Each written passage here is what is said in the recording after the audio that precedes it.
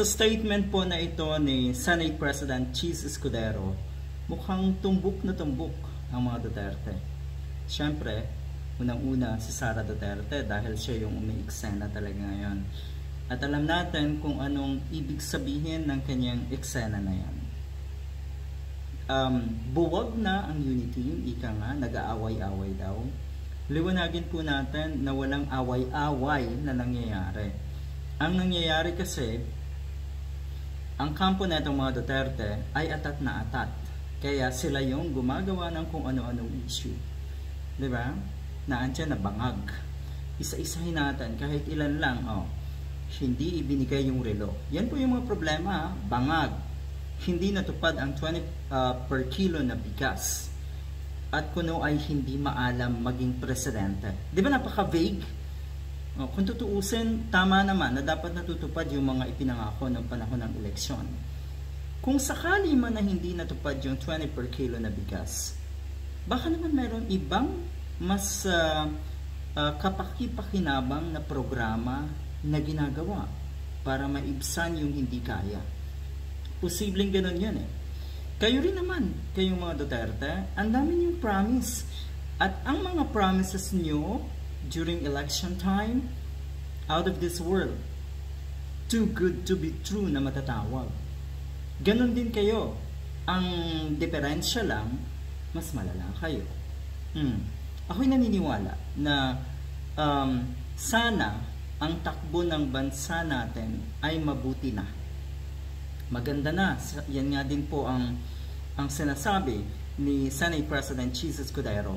Maganda na ang takbo ng ating bansa. Kung kailan eto na, wala halos problema. Ang mga krisis ay natutugunan at nare-resolve naman kahit walang tumutulong na Vice President. Yun nga, hindi ka na nga nakakatulong, pasakit pa po kayo. Ano sabi ng mga kongresista? Kayong mag-ama po ay salot. Masaklap yun. Pero, paano kasing masasabing salot ng mga kongresista? Kung hindi totoo, mahirap yan. Diba? Kung kailan maganda na sana ang takbo ng ating bansa, ayan, nakakalungkot sa planong rally na gagawin daw ng INC. Dahil kung kailan nasa maganda na nga tayo, eto, nangyayari yung mga ganitong klaseng bagay na isang sign ng pagiging divisive na naman ng ating bansa.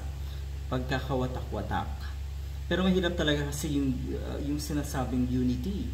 Lalo ang gustong mag-unite or ang gustong maging majority, halimbawa, ay yung mga tinatawag nga nilang salot. Alam nga naman kasing makipag-unite or makiisa tayo sa mga layunin nila na unang-una, hindi naman malinaw. Pero kung titignan mabuti, mga pansariling interest pa rin talaga ang pinaka-bottom line kung bakit sila nasa politika. Yan po ang tinuran na Senate President Cheese Escudero. Mukhang napupuno na rin po sa Senator o si Senate President. Dahil totoo na kung sana wala ito lahat na sitwasyon ngayon, hindi na aligaga, hindi na rin gugustuhin ng mga kababayan natin yung impeachment complaint. Totoo, hindi na rin yan gugustuhin. Pero yun kasi ang sigaw ng nakararami. At walang choice ang Senate or Senado halimbawa na, diba, kung sakaling ipasa agad yan or makalusot agad yan sa Kongreso, wala silang choice. Pero tama na maraming dapat iprioridad. Pero isa ito ngayon sa mga prioridad. Dahil eto pong mga Duterte ang pinakabalakid sa ating pag-unlad. Saklap, no? Balakid po kayo sa pag-unlad ng ating bansa. Good luck.